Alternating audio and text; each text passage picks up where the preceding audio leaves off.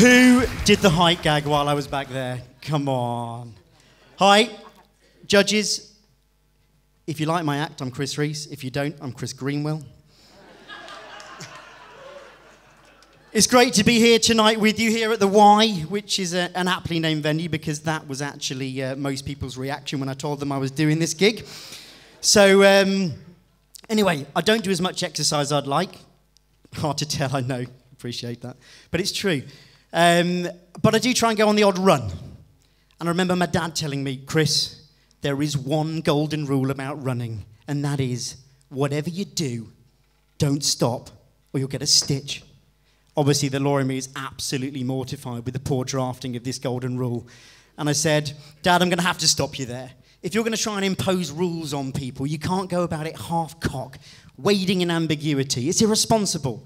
So after a heated debate, which raged on for about 3 days, we settled on the following redraft of that golden rule. I'm going to read it out to you. Just bear with me. Talk amongst yourselves. Save in exceptional circumstances, such as extreme adverse weather conditions, injury, or death. Whilst on the run in question, the runner shall use all reasonable endeavours not to stop to avoid getting a stitch. For the avoidance of doubt, of course the runner shall be entitled to stop at the end of the run in question. The thing that I do like to see is when runners hit traffic. Not actually hitting traffic, that's a bit sick, but when they run into traffic. Do they stop? No, they don't. They're running on the spot. They've got to keep moving. Don't want to get a stitch. Don't want to get a stitch. Don't want to get a stitch. Checking the time. Shit. Come on, lights. Change. If I find myself in the fortunate position of being stood next to one at this point in time, I do this. Have you got the time, mate? First they try and ignore you, but then social etiquette kicks in and they have to answer my request. Shit. I've just lost my run time. It's 2:30, mate. Awesome, that's what mine says. Glad my watch is still on time. Anyway, you enjoy your run. You bastard. Oh, lights. Anyway, we don't see as many runners on the road nowadays as we used to because the whole country's gone cycling mad. Now, I don't have a problem with cyclists, but what does piss me off, and is my biggest bugbear on the road, and that is the mammal, the middle-aged man in Lycra. In particular, those of them who form the village peloton.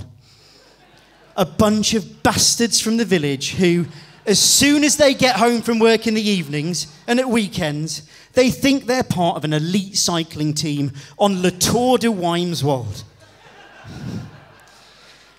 Riding around the countryside, terrorising other road users and making weekend and evening widows of their partners. They might as well have the words, have bike, will annoy anyone and anything tattooed across their foreheads. In fact, did you know that Village Peloton is actually an acronym? It stands for very irritating, lycra-loving, ageing gits everywhere, pretending to exercise, loathed by everyone, tossers on bikes with a silent N. Thank you. Anyway, so, my village peloton, as with all gangs, has got its usual cliche characters. First, there's Lance, the leader. He's the person that thinks he owns the bloody village. He's on every committee going and was the only one of these guys who pre-2012 actually had a bike. He's probably an accountant or a banker. Can't be a lawyer. We haven't got that much time on our hands. We work for a living. Then there's Bob, the man for whom money is no object. He's got the best bike, the best gear, the best accessories that money can buy. And his Mrs. Sandra, to avoid being an evening and weekend widow, she's decided to follow them round in a luminous yellow Skoda with a couple of spare bikes on the roof, dishing out energy drinks and energy bars and dried fruit and other shit like that to them. Then there's Jim, Jim's the guy who's not actually told his missus that he's taken up cycling yet. He's not told her that basically he spent the entire holiday budget for the year on a new bike and other pointless cycling accessories. He's easy to spot because when he rocks up to practices, he's still in his golf gear with his clubs on his back and he has to get changed on the slide behind the bus stop. Then there's Steve. Steve's the one with serious anger management issues. And it was his shrink, after Steve had smashed up his 100th tennis racket, who suggested that Steve take up a new hobby. And what could be more calming than cycling around the countryside? Yeah, right. And finally, there's Andy. Andy's the guy that's just moved to the village from a neighbouring village, where their peloton was better than this one. He's got notches on his bike, and on day one, he rocked up in a yellow jersey, one demanding to be called Wiggo. Anyway, that's me, guys. You've been a fantastic audience, and I hope you really enjoyed the rest of the acts. They're all going to be great, and don't forget to give to charity for this, because it's a special cause. Thank you very much.